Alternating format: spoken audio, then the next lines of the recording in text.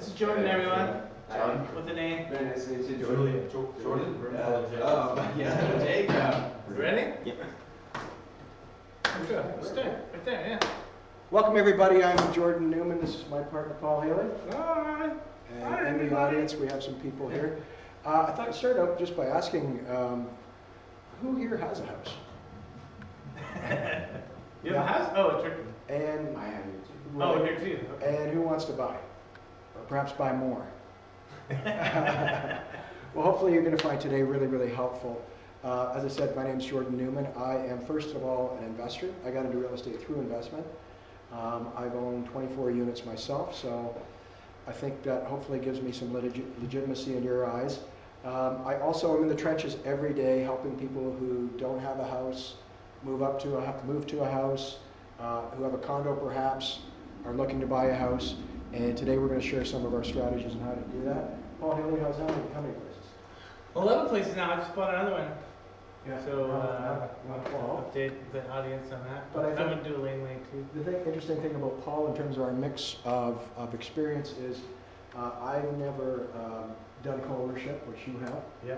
So there's, as well as you've done multiple homes, and you've also done duplex, triplex, Yeah. and all kinds of things. But no multi-res.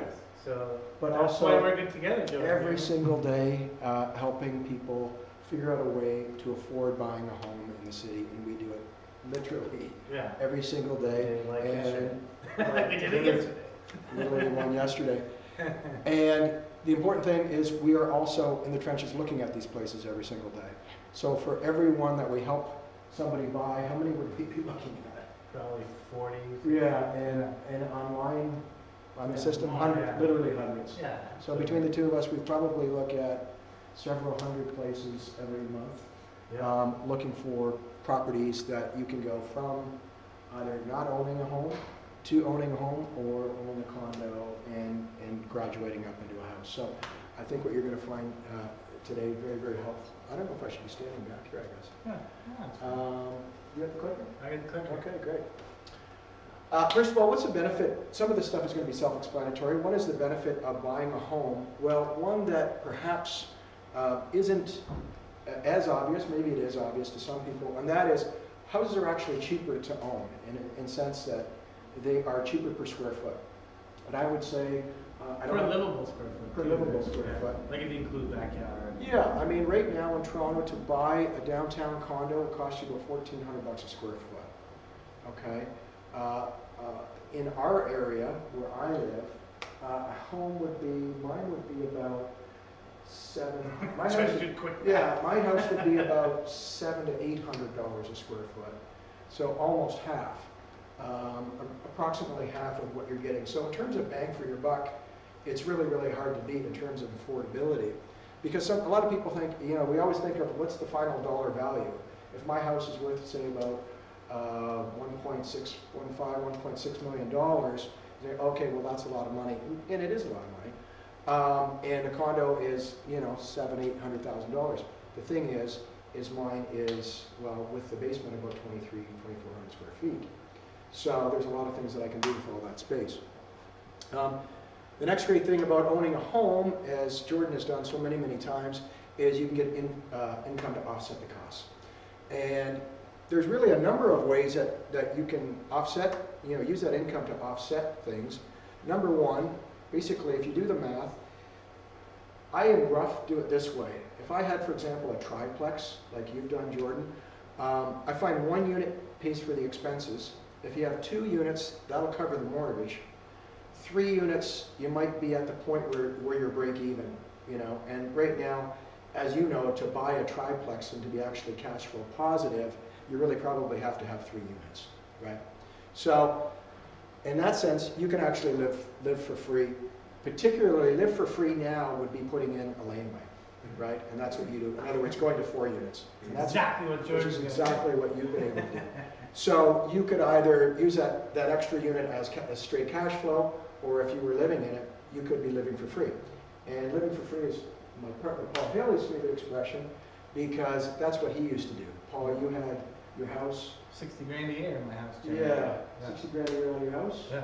So that paid for a mortgage, that paid for everything. Yeah. And all the costs. So the thing is, we've actually done it. Now in my home, my other properties I just rented out for cash flow. But in my home, I've always had somebody in the basement.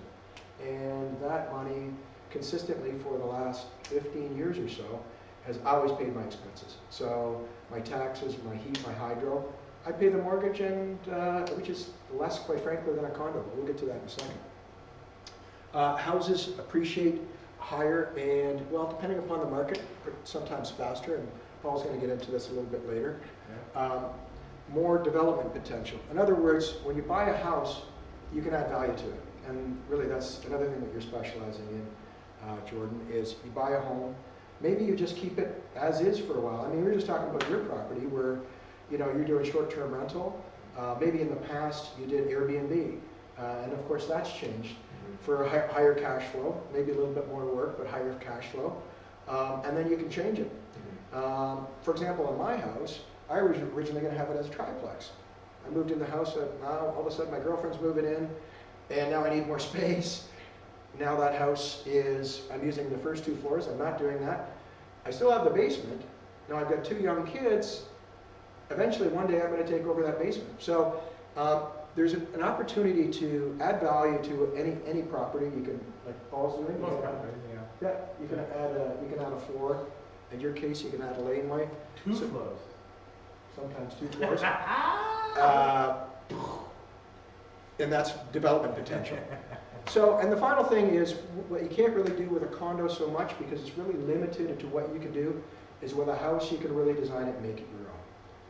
You can really, as Paul is doing in his home, you can make it exactly to the need of your family should you want it. And that can change. You could do it, you had it one way for 10, 15 years, Yeah.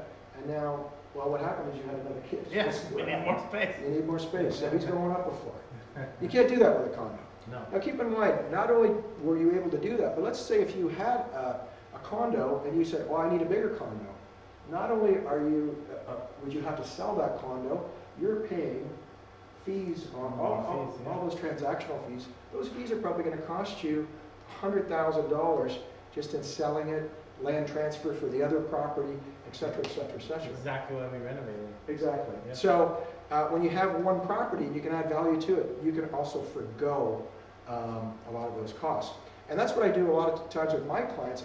I try to get them, when they're first buying a property, we've all got a 5-year plan. You know, we tend to think of 5-year plans.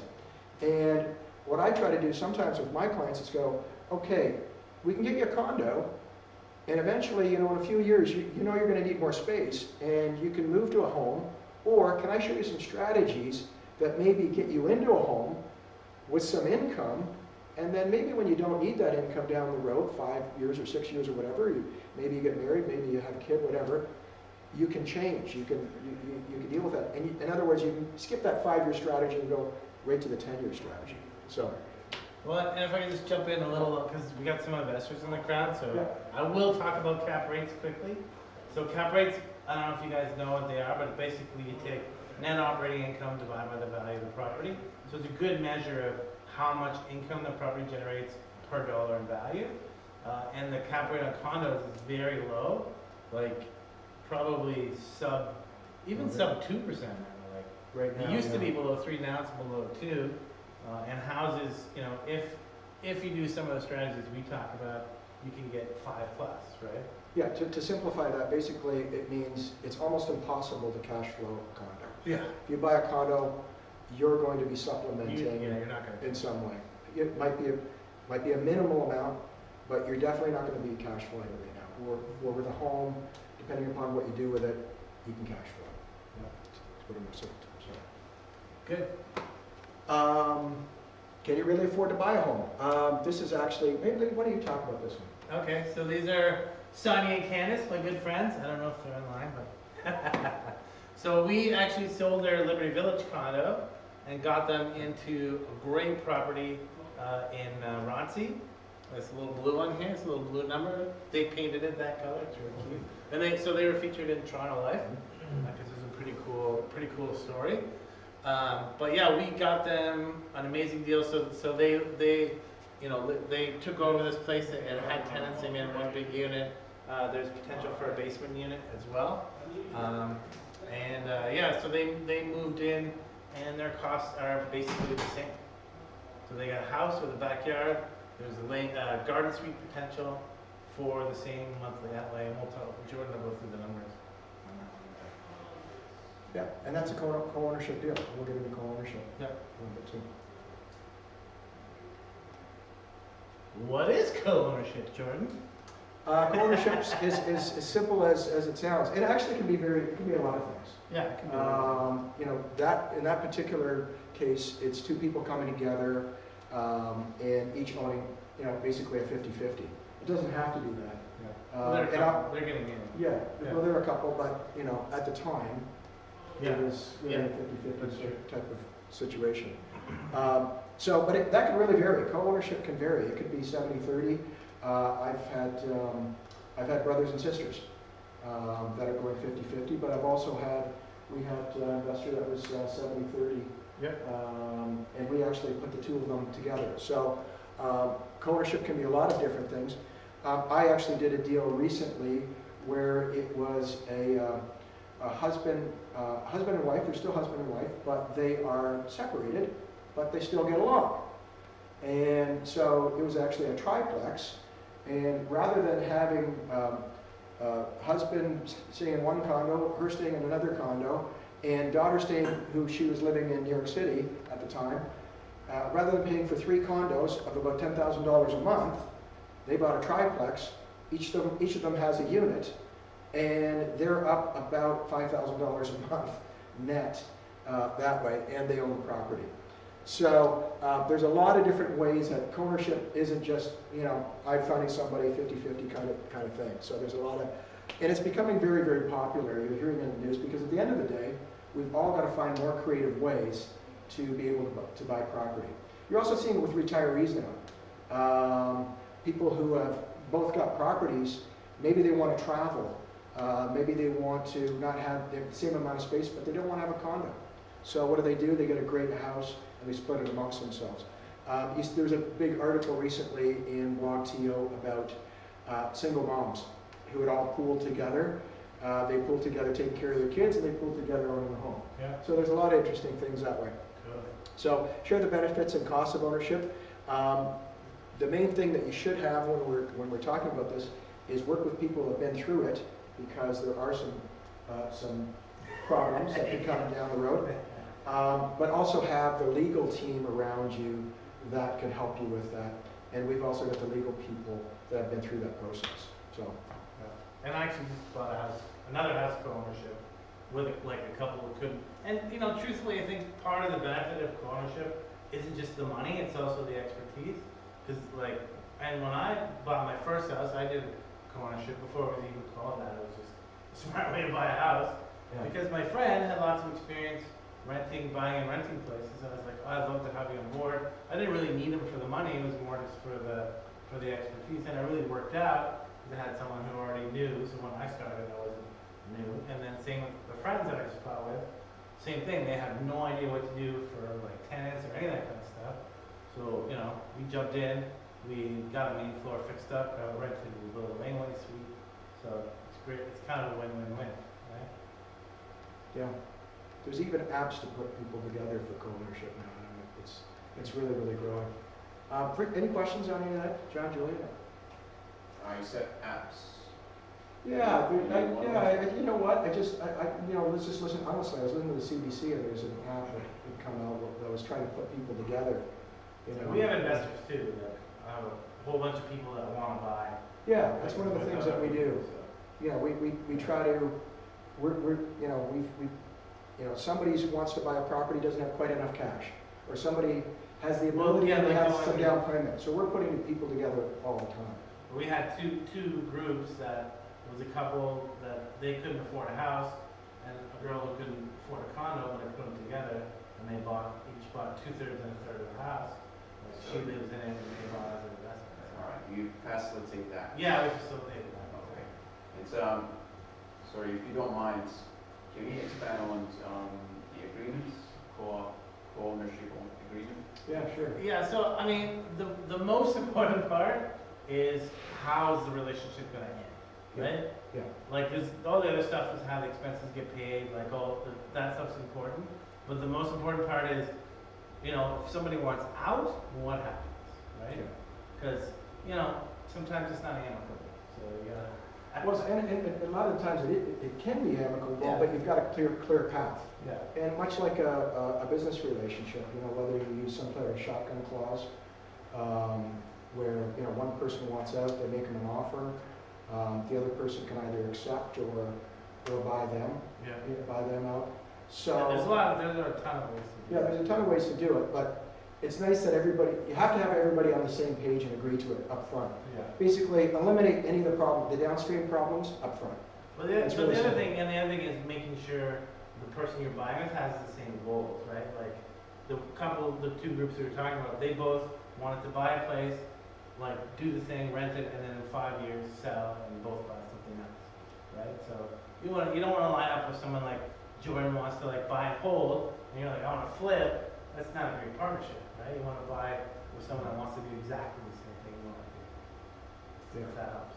And if you're sitting down and signing a contract together, you're both going to be really clear about, you know, who's paying hydro. Is it 50%? You know, it's literally laid out for you right there. This is exactly who takes out the garbage. Do you know what I mean? Yeah. So. I used to think you had to know each other too, right? Like, I think now it's probably better if you don't.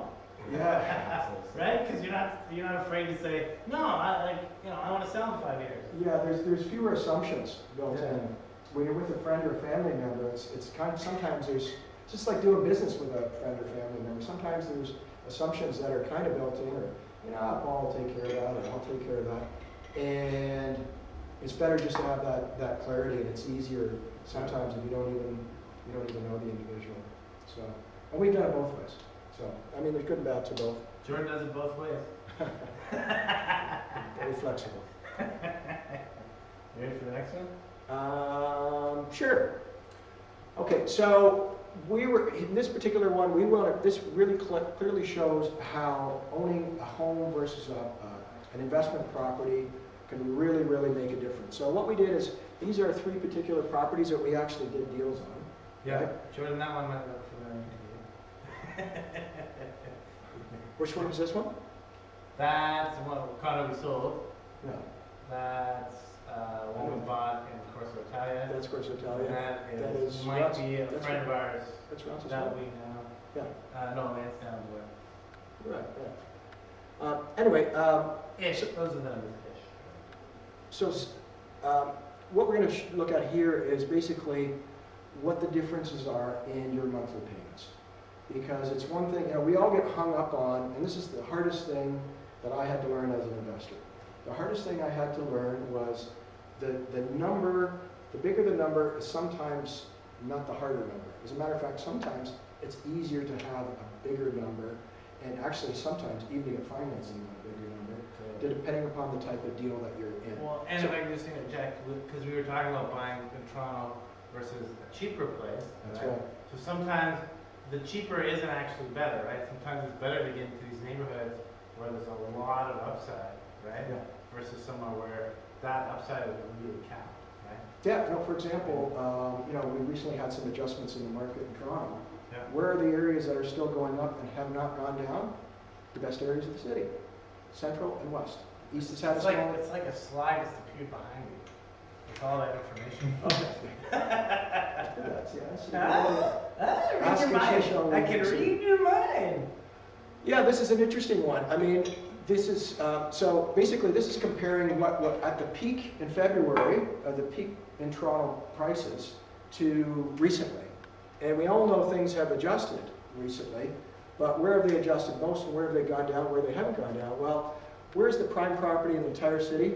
It's in the west and it's in the center. I mean, the east has caught up quite a bit, but it's still not the highest prices in the city. It's still center of the downtown. It's still in the center. And There are also a lot more condos on the west side, so right. there's a lot more property in the west versus the east. But the interesting thing is quality holds its value, okay, in terms of where you're buying. So these crazy prices that people are getting, we're getting way out in the burbs or in these small towns.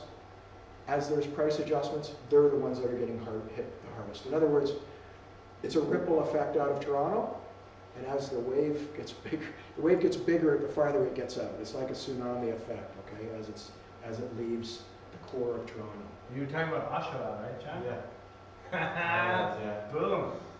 See there now. You know, the numbers don't lie, you know?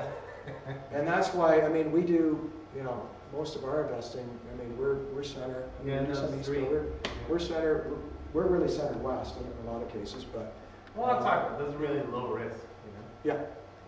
yeah, just so happens. Yeah.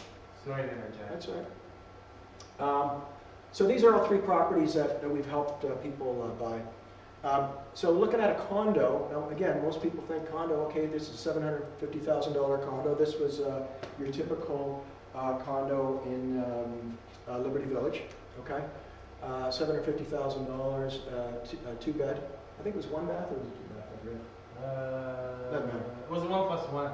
Right, Yeah. right. So at 20% down, this is what you need, 20% you need 174,000. That's your mortgage payment. Your monthly expenses, of course, are your taxes and your maintenance fees for a total cost of $3,165. Obviously, you're getting no rental income out of that, so that is your monthly fees.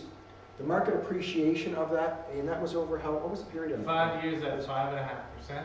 Was the 200. 40-year average was 7%. So I'm being very conservative. Right. Yeah. The 5-year average on that, the increase would be $230,000.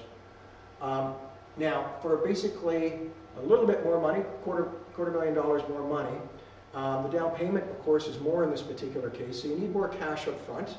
So definitely when you're going bigger, you need more cash up front. Your mortgage monthly payment is about $3,200. Your monthly expenses are less, so your total monthly costs are a little bit higher. However, in this case, there is a basement unit for $1,500. So you're saving on a monthly basis about $1,000 a month. So in this case, this is your typical sort of smaller 1,200 square foot. Yeah, yeah. 1,200 it's not a square big foot. place, yeah. You know those 15 by, we try to get them 15 feet, sometimes they're 14 feet. This one's by whatever. 15, yeah. Right. The interesting thing here is, of course, because you started higher, at 5%, your appreciation value goes up substantially, right? So we've got an extra $80,000 in appreciation. You've actually got you're spending $1,000 less per month, and you've got a much better investment, okay? The next one is a triplex. Okay, again, the question here is your expense is coming in on your down payment.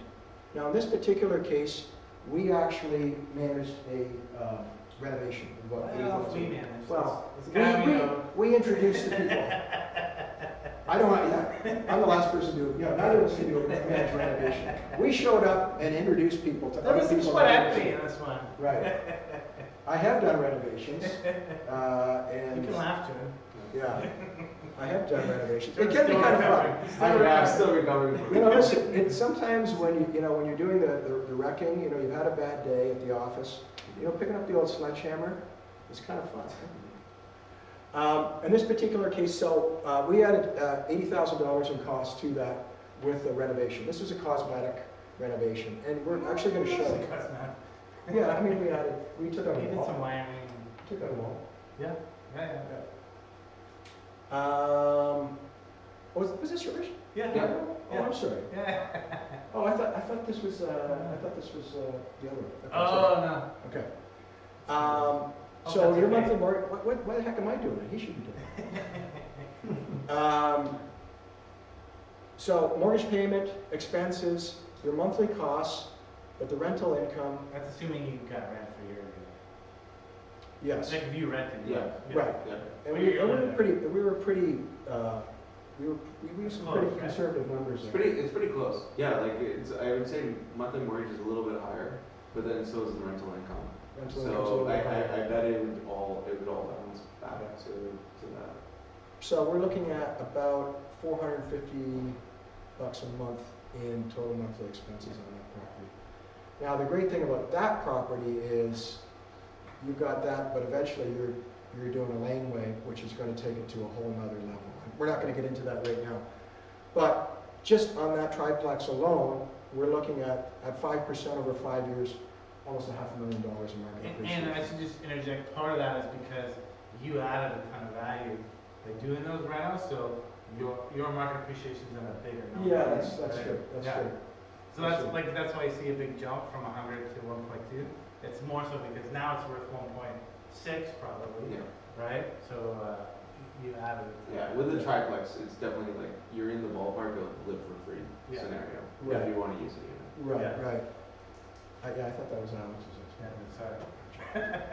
Okay, next. To clarify, Yeah. those numbers are assuming that you're living in them as well, so. No, sorry, Jordan is assuming you're not. Yeah. Okay. Yeah. Oh, so that's the, Oh, is that's it? the Hey. expected rent if all 3 units are rented out? Correct, Yeah. correct. Yeah, Thanks. and then I would Thanks for just say that's conservative. Okay. Yeah. Jordan lives in his car. Oh no, wait. Actually, I assumed you lived in the basement. I think. How much is you getting for your main floor? I would say both floors would be like 2,500 on both floors plus get 1,400 for the basement. right? Yeah. Okay. And then I live on the top.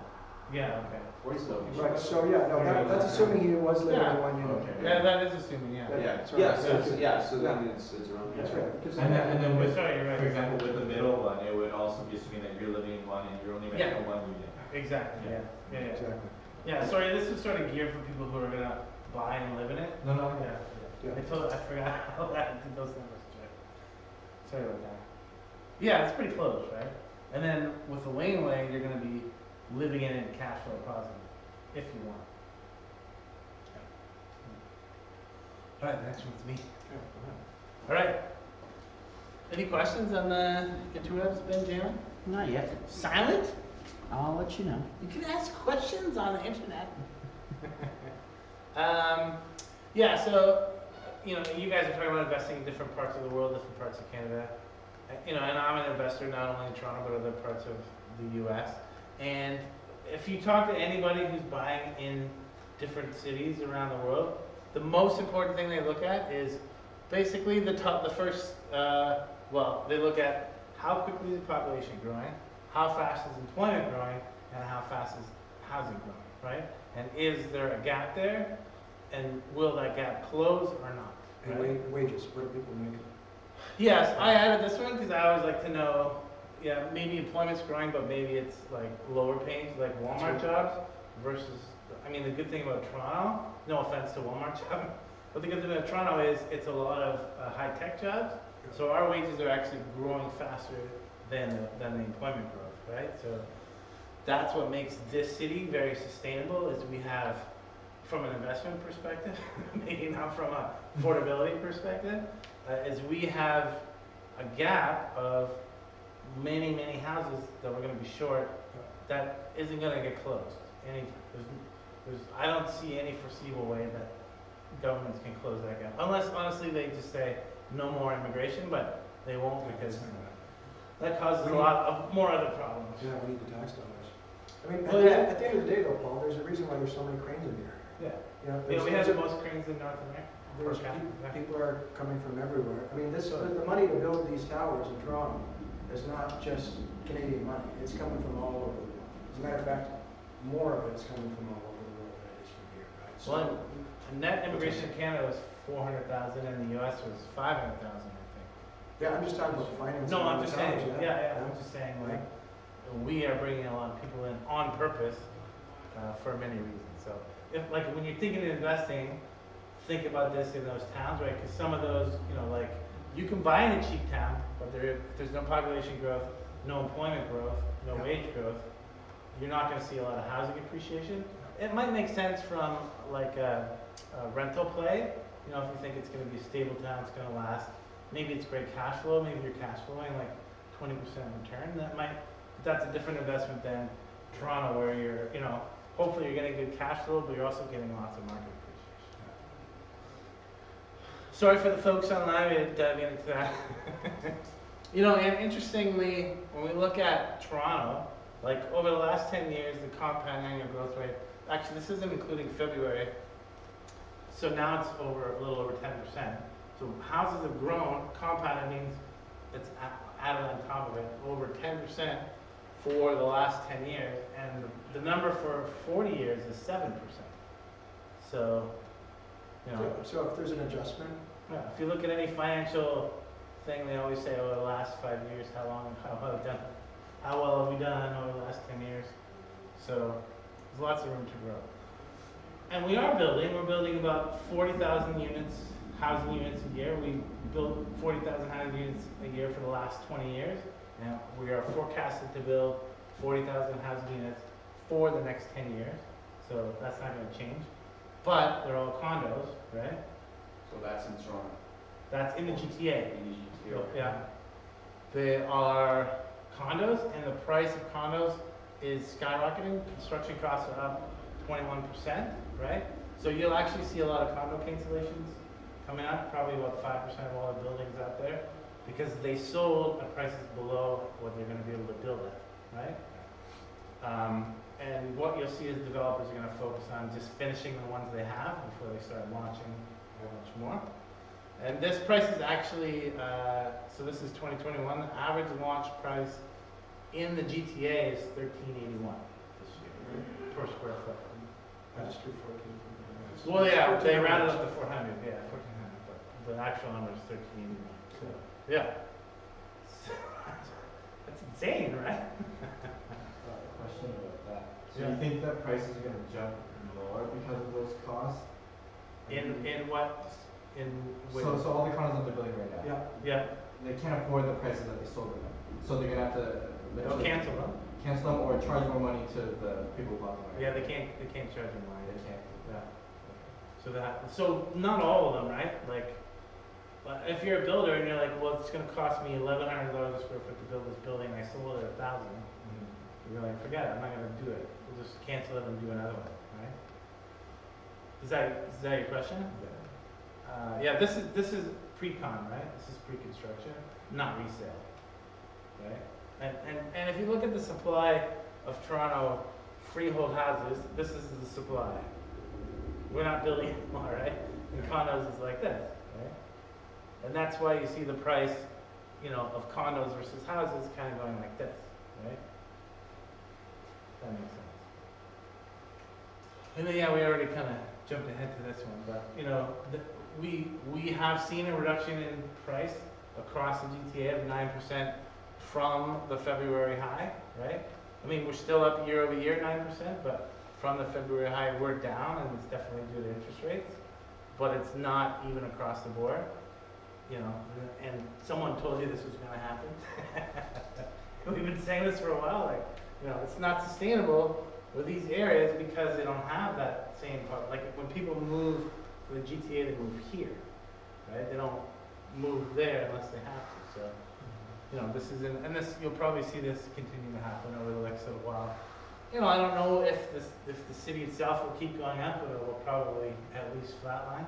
We're still seeing bidding wars in Toronto, right? And so it's become a bit easier to buy houses, but unfortunately, we're still seeing bidding wars. And the ones that aren't marketed properly are sitting there, so there is opportunity to buy. Right. Sorry, did you look at the numbers of, this is all dwellings, did you see a difference in the condos to housing? Yeah, I don't know for each of these areas, but like the biggest hit is houses in the 905, right? So like on average, everything's down 9%. Houses in the 905 are down, I think, 16 or 17% on average, like if you sum it all up. And houses in the GTA, like all of GTA, not just there, all of Toronto, is down like 3%. You know what I mean? So the houses have taken the brunt. There was a gap between like a Toronto condo versus a 905 condo. It used to be about 70% price differential. Over the pandemic, it shrunk to 30%. We also think that's gonna do this again, right? So you'll see appreciation in condos in the core, but you'll see shrinkage in the 905. Does that make sense? Yeah, Great question. Yeah, there's a lot of interesting dynamics around that too. We're getting into people going back to work again. And we're out on a beautiful day today. It's starting to fill back in downtown, right? People are being forced back to work in some cases. So, maybe working from some of these communities or even condo that's way out in the burbs that we got for less money isn't quite as attractive as it was, in the last couple of years. And if you look at the rental market, we went from under 1% vacancy rate to 6% vacancy rate. Now I think we're back under 1 for sure, because the rental market, I don't know if you've noticed, Jordan, but it's nuts right now. To try and That's rent what I a keep place. hearing. I Yeah. hear it's really strong. We just listed a condo for rent, which in the pandemic, you couldn't give it away, right? And we got 3 offers and had like 40 showings, Ben, in like 4 days. Yeah. It was nuts.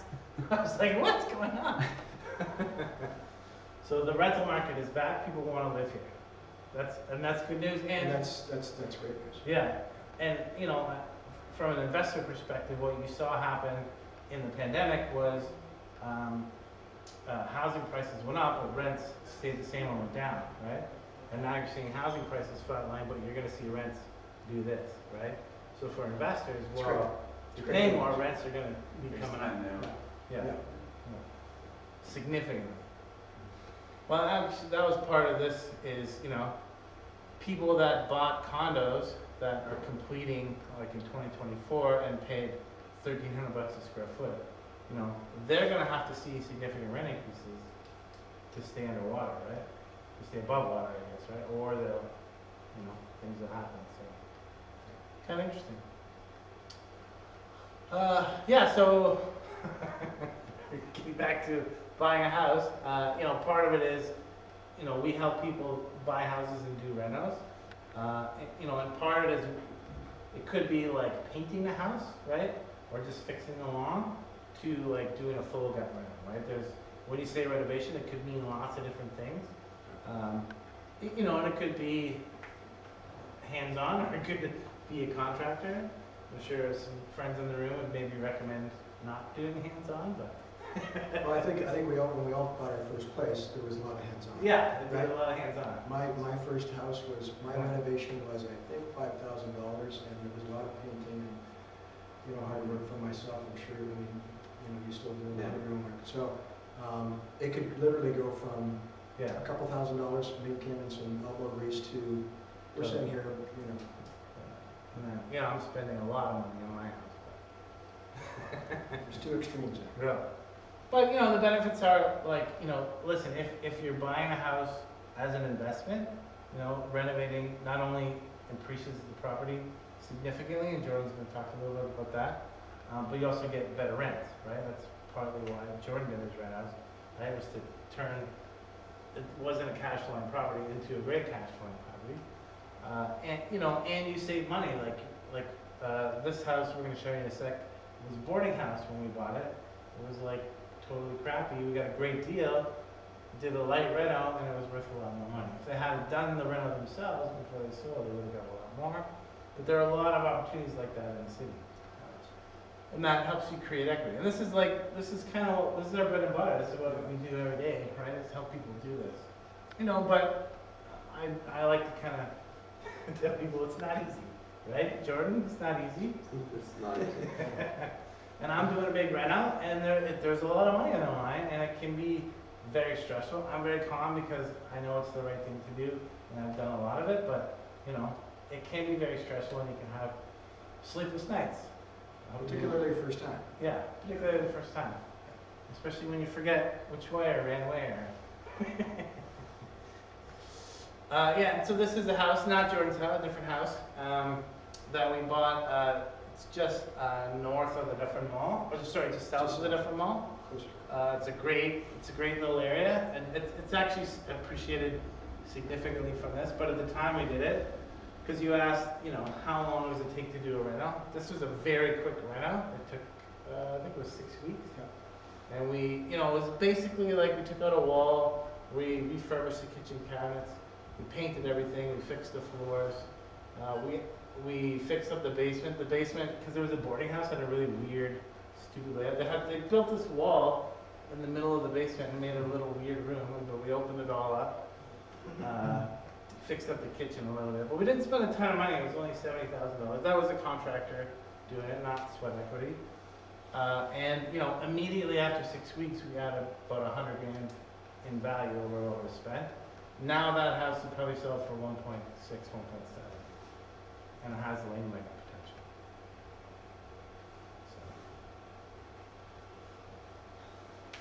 So when we're looking at a property, what are we looking for? You know, Paul and I, you know, we read the listing, we're looking for certain information, we want to look at lot size, we're looking at potential. But in this little chart, we're looking at some of the key things that we want to hit on every time. And when we're looking for property, like Jordan's, what is the first thing that, I think one of the things you obviously looked at was access to transit. So particularly if you are going to have an income property, the closer access to transit, the better. Even if you don't have an income property and you're just getting a home for your family, obviously you want to get access to transit. And this is becoming it's an important issue that grows by the day in Toronto as the traffic gets worse and worse and worse. Let's face it, traffic has become the biggest issue in our city. You know, at the end of the day, it is, you know, the only thing, quite frankly, the only thing that stinks about this city. Yeah. So the closer that you are to transit or new coming transit, it's just going to increase your value of your home over time. And I'm sure that's one. Yeah, you know, I mean, not even mentioning gas prices, but, you know, just the ability to get around in the city, and obviously it's extremely important. High ARV. ARV is after rental value, so that's getting back to that last slide. How can we, if we're investing a cosmetic rental and we're doing $10,000 worth of rental, how much is that going to get back for you? So one of the things that Paul and I do a lot of is you can actually over renovate in some cases, particularly in some places. So for example, if you put in too high end kitchen in some homes, you'll never get that money back, right? So in a lot of cases, it's best to have the $50,000, $70,000 IKEA kitchen rather than the $200,000 kitchen, because you're never going to see that money back. So when we're going through properties, we're looking at, for example, does it have laneway potential? Where can we get the best bang for our buck? And what is this property potentially worth after it's renovated? Now, another thing that's big on that, is, and we'll get to in a minute, is, of course, lot size. Because lot size, just like transit, it's becoming a bigger and bigger issue. Bigger is better. So, you know, width particularly. We're looking for diamonds in the rough. That's exactly what that last house was. It was a rooming house. We could have taken 10 couples through there, and 9 of them, honestly, they probably wouldn't have made it up the stairs to the second level. I mean, it was rough.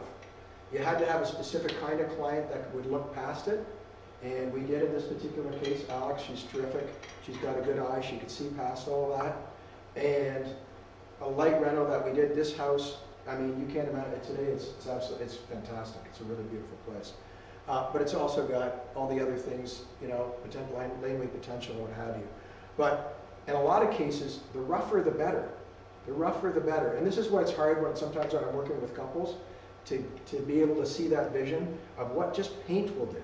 It's amazing what just paint will do in a house. For example, when I bought my first property, it had pink tiles. It was just like, it threw everybody off. All we did was paint them. We painted the tiles, and I always had I was always going to go back and change out those painted tiles to newer tiles, and I still haven't done it, to be honest with you, because it looks fine. You know, it's just painted white. It looks fine. Yeah. I'm also cheap and lazy, but you know, that's another story. You're definitely cheap. Doesn't have laneway potential. Laneways and garden suites are kind of the cherry on the cake for an investment property. Jordan, the way you've done it, having a triplex, getting your cash flow going, then doing the laneway is exactly the way that we think it should be done, because the laneway is just, it's free money to us right now. I'm going to assume what you guys know. Do you have any questions about what laneway or what garden suites are or what they're all about? I'm assuming that you know something about it, but perhaps you don't. Garden suites. Like, Pardon me? what is the question here? Do you understand what garden suites and laneways are? Oh yeah, of course. Okay.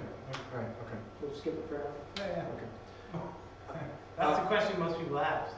Yeah, yeah, I mean, it What are comes you up, talking about? yeah, no, so you guys are a little bit educated, though, that's It's great. crap. Well, wait, can you clarify? It's just like a sign unit, right? It's a secondary dwelling on the same property, and it doesn't count against your GFA, so the other thing we should probably talk about in lot size is what you can do with the piece of land, like the zoning. So some areas in Toronto, you can build 60% of the lot, some you can build 80, some you can build 100. Most you can build 3 stories, some you can build 4 stories, which I think is The really kind of- smart investors, they find They'll find 4-story areas.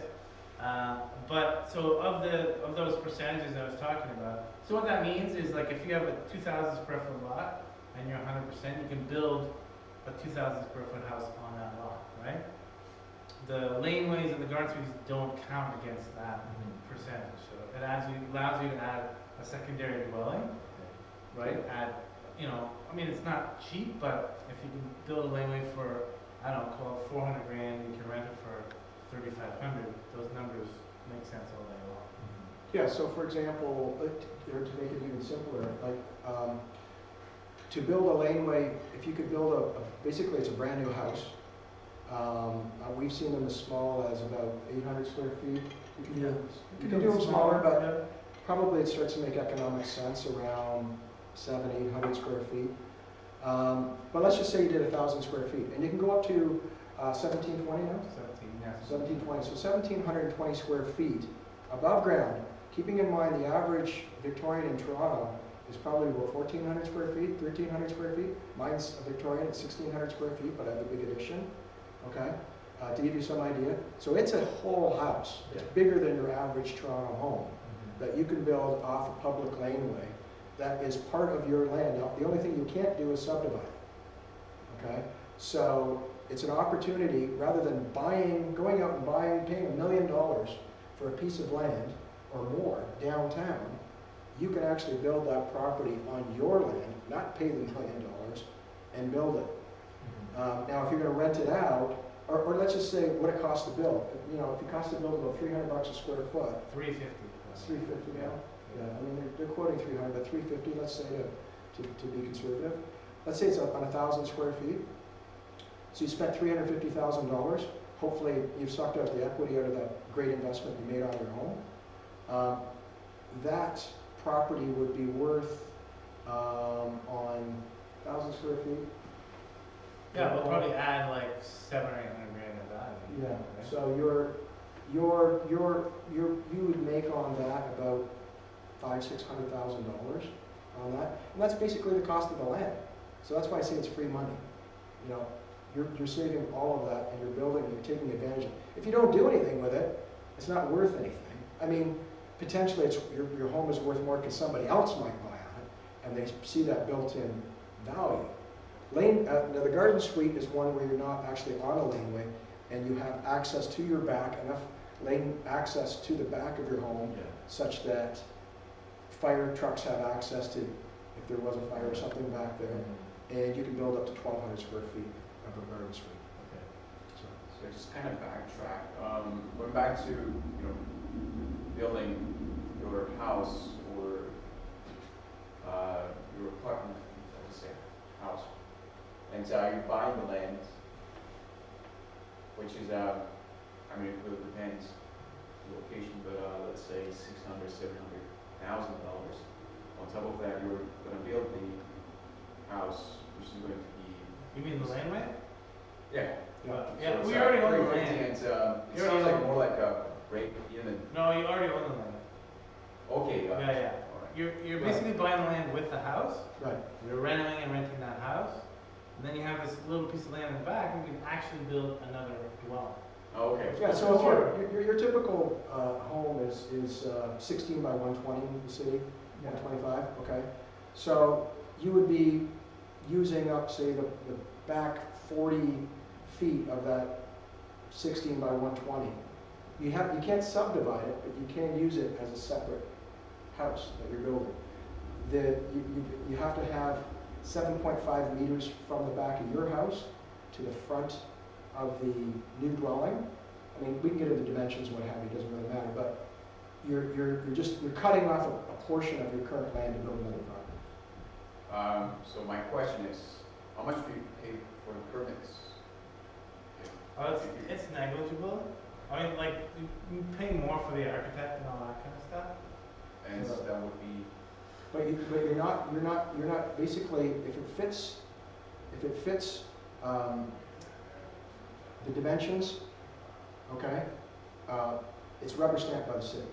So you don't have to go to the city and get a variance or all those other things. So you're not going through those costs. You're not going through any development costs. So all you're paying for is whatever it costs to get the drawings done to build your laneway property. And some of them are, it's almost down, they're doing so many of them now, you can almost get it templated.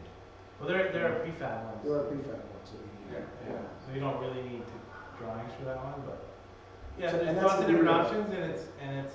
You know, can't have your neighbors say, oh, you can't build. If you hit the criteria, you can't have your neighbors, take you to the city or anything. It's rubber stamped, you got it, you go. So that's why I'm saying it's really free money, and that money is the value of the land that you were able to build upon. Essentially, I mean, it's an oversimplification, but gives you an idea of Yeah, no, that. Yeah, Yeah. okay. Here's a question, just going back to like type of investors for like, maybe like build and hold or purchase, renovate, laneway, like have you seen a split between those two? Like is it mostly like when you're looking at a laneway or garden suite for people that are buying and holding? Or have you seen, that was a Yeah. diamond in a rough, we see this opportunity, we're gonna throw in another 300, 400K into our total and then turn around and put it back on the market? That is a great question, George. So what I would say is, like I get people asking me for both, right? Some people want to do a flip, and some people want to do buy and hold. The trick, and with laneways or without laneways, the trick is it's very property dependent, right? So there are some properties, like let's say my neighborhood, right? If you bought a semi in my neighborhood, the absolute best return is to build a single family dwelling, a nanny suite plus a laneway or a garden suite. You're gonna see a lift of $1 million, $1.5 million just doing that, right? And then it's marketed as someone who wants to live there, and then they have it's a turnkey cash flow Yeah. potential. You Yeah. could- Right. Well, that one you'd probably flip, you probably wouldn't, you could rent it. Yeah, well, that's what I mean. That's what but he's like, saying. on like your, Yeah. how is it, I guess my question would be, if it is like almost a buy, renovate, and then sell, like how is the market for that type of, because I'm obviously on the other side where Yeah, I always yeah. look at renovate, but Yeah. I'm assuming that there's couples that are saying, hey, we want this beautiful house, Yeah, but we need to generate income, yeah. and we don't want to renovate, Right. and we want a turnkey solution, is that? Oh, just to buy something that's rental ready. Yeah, well, Yeah. but like if you're, because all of a sudden, like now that you have a renovated house with the suite below, plus, Yeah, that's now more- the that's revenue more- just right, like that Yeah. same couple could have been at like a 1.6, Yeah, now they're looking at probably like a 2.3, Yeah. to something, yeah. in that realm. Is there a good, healthy market for that? Like, are people buying it? Yeah, absolutely. And it's not, sometimes it's not what you think it is. It really varies. So for example, what we're starting to see is a couple sells their house in the burbs. They got 2 kids. How are they going to afford a house? Right. So let's buy something like this. We're living in Florida now in the wintertime. Our kids, one gets one unit, one gets the other unit. Yeah. So there's some of that. Yes, yeah. In terms of the actual flippers that are doing that tends to be the same flippers as before, and it's a small construction company with financing around it. So those flipper guys tend to be flippers, okay? But the people that are looking at buying these properties, in terms of, there's the straight investor. I mean, we tend to deal with people like yourself who are buy and hold investors. I would We say. have some flippers too, yeah.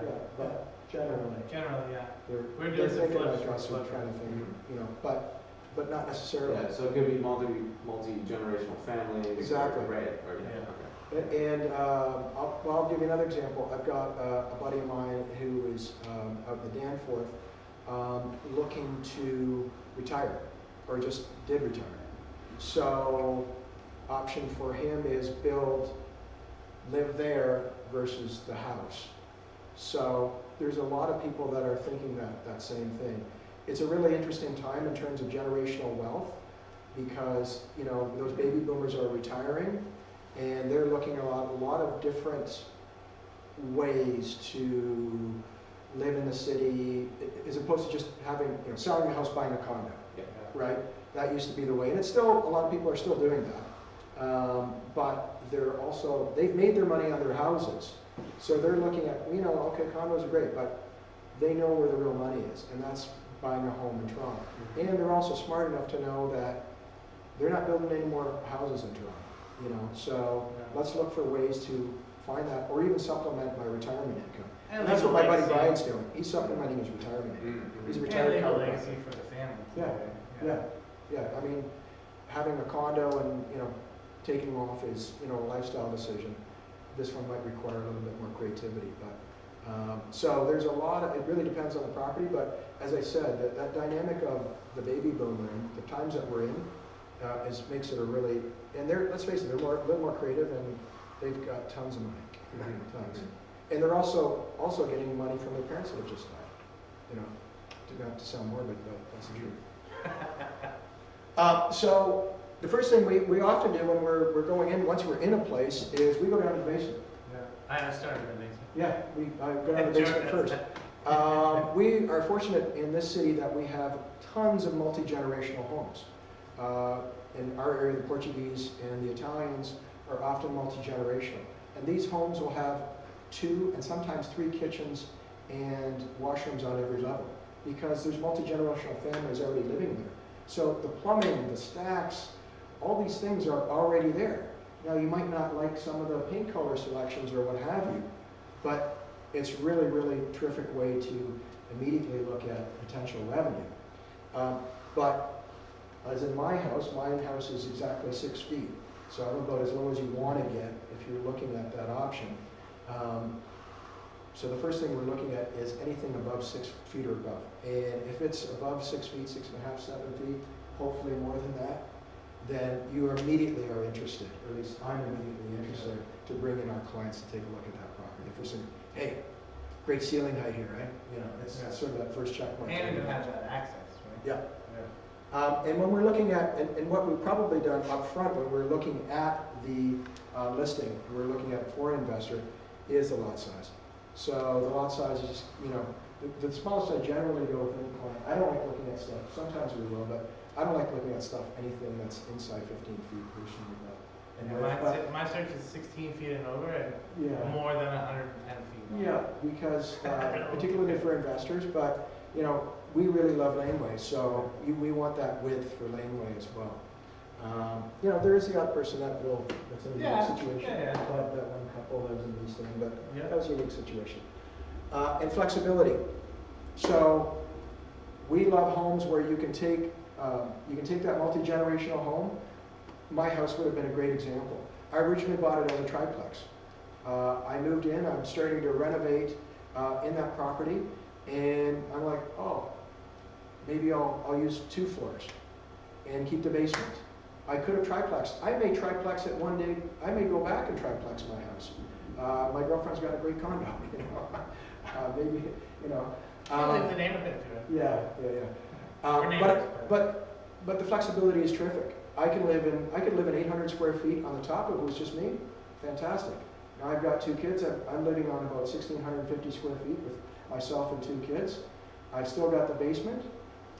Very soon, when the kids, in about 2 years, when they're close to being teenagers, I'm going to take over that basement, and there goes the rec room and hopefully all the noise down there. So we love that flexibility. And as Paul said, one nice thing to do is to buy that triplex, get some cash flow out of it, but let's face your exit strategy might be, I want to sell it at the highest value possible. I might convert it back from a triplex to just having a nanny suite in the basement and sell it as a single family home right down the road. And I've just increased maybe my selling price $200,000 there, maybe more down the road. So we look for flexibility as well. Is this you? No, it's you. Then I'm gonna take it home, Jordan. Are you? Bring it home. So, you know, we have that slide comparing, you know, condo, duplex, triplex. What is the first thing that maybe stops people from buying a house is, you know, you gotta have a bigger down payment. There's no question about it. And there's some strategies that we can talk to you about around that.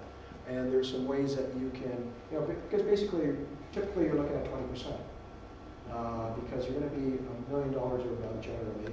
If you're buying in the city, maybe if you're buying in the 905, perhaps it'd be a little less. But basically, you're looking at 20%. So, you know, that's a big down payment, right? So, you know, there's some strategies, and one of the keys in this whole process, I think we're going to eventually get to as well, is having a mortgage person that gives you some opportunities to look at some other strategies as well as working with people that know how to do that. So sometimes you can't qualify for a mortgage at that 20%. So that's something that obviously is going to limit your capacity in terms of, you know, your buying ability. Well, and I guess we like in terms of mortgages, like we know people who can absolutely get you the money. So it's just about having the right conversation. Yeah. Yeah. Really what you want to do, you guys are both looking to, you know, you two are, and he already is and what have you, you're looking to be investors at the end of the day. And if I'm an investor, what I want to do is I want to surround myself with a team, you know, people that we're on the same page with. And so hopefully it starts with people like us, but you're going to need the lawyer that really knows what they're doing. Honestly, just as important than all of this is the mortgage people. And I've gone through lots of mortgage people, we've placed them, what have you. I think we have the best mortgage people in the industry. Yeah. We do all kinds of creative deals. For myself included. Yeah, yeah. For Jordan. Yeah, yeah. So that's something that we can help you with. There's multiple sources. There's not, the biggest mistake that people make, and the first thing that we do when we're sitting down with people, doesn't an investor, even if somebody's buying a condo, we have them consider, if they're with their bank and they love their bank, at least talking to our mortgage people, because if nothing else, it gives them a second point of view, a fresh set of eyes. And quite frankly, if you're dealing with your bank will never give you the best rate possible until you challenge them. Never. Okay, so you want to work with good mortgage people. The next thing that really holds people back is that fear of dealing with tenants. I went through it 15 years ago, my first tenant. I had no idea what I was doing. I got some crazy girl with a bunch of bunnies in my basement all of a sudden. How much of what? A bunch of bunnies. Oh, really? I didn't know she was Like a actual bunnies? Yeah, a rabbit breeder. Oh, that's right. Like she wouldn't tell me this. Then she moved in, I had rabbits all over my basement. She lasted about 2 months. Thank God. But then I found a good tenant, he's been there ever since. Subsequently, I've had 24 units in apartment buildings. I've had good stories and bad stories. Needless to say, what I'm getting at is Paul and I have a lot of experience in dealing with tenants. So you really want to, if you are going to go down this path, you want to work with people who had experience in dealing with tenants, because after you've gone through one or two, that fear of dealing with tenants will go away, but we're here to help you through that first one or two. As a matter of fact, what Paul and I try to do for our clients is we try to help place that first tenant for them if they buy an investment property, or at least hold their hand down that process, so that they feel comforted in knowing that somebody's helping them screen their tenants with them. So, and the next one is fear of renovations. If you've never been through a renovation before, it's intimidating, and there can be a lot of sleepless nights. So I've done 9. Paul's, but these were units, so they're kind of smaller. My renovations tend to be in the medium size, between sort of $10,000 and $30,000 for that cosmetic rental, and Paul's been as far as we'll let them talk about it. Small. Well, we just did a quick one on a house we bought, like to rent out the Right. And then our house is, as Jordan knows, multi-hundreds of thousands of dollars. Well, and it's funny because Jordan's here, because people are afraid of renovations, but it's not only that we do them, is we do them with other people. And Jordan already knows now, like I'll text him and say, hey, you got a good electrician. Hey, you got a good, right? So we have now a network of people, and I know from hanging, because we're friends, is he'll say, oh, this guy's great, or nah, this guy was okay. Yeah. So I'll get like 3 or 4 people, and then I'll say, okay, here are the best trades for this job. Yeah, you have to have a few of them because, Yeah. of all of them, because the best ones are always taken as well. Yeah. You know, we're not to Remember? take It's it. electricians. So you gotta have 3 or 4 of them, or, you pick up the phone, we're calling we call our clients to Yeah. the, Yeah, by that- texture. yeah. There you go. There you go. Yeah, and they renovated recently, right? So, yeah, and so just quickly, like, here's the process. If you, I mean, in this one, we kind of put in if you were going to sell a condo and buy a house. There might be some people online that are thinking about that. So really, kind of, the first step is figuring out what are your financials, and we can sit down with you guys, help you think about that. Also, help you think about, well, talk to a mortgage broker, like Jordan said. That's very important at this phase. Figure out what you want to do. Like if you're investing and you want to fix and flip, do you want to buy and hold? Let's figure out exactly what you're trying to do and what your timeline is. And if you were going to prepare a property for sale at the same time, like typically what we'll do is when we'll start, we'll do both, right? A lot of people are like, what do I do first? You're like, well, just get your place ready for sale. Like, why wait, So we'll do both, and then when we find a place that they love, then we can execute on buying the house, and we can list the property like right away, right? So there's no time lag.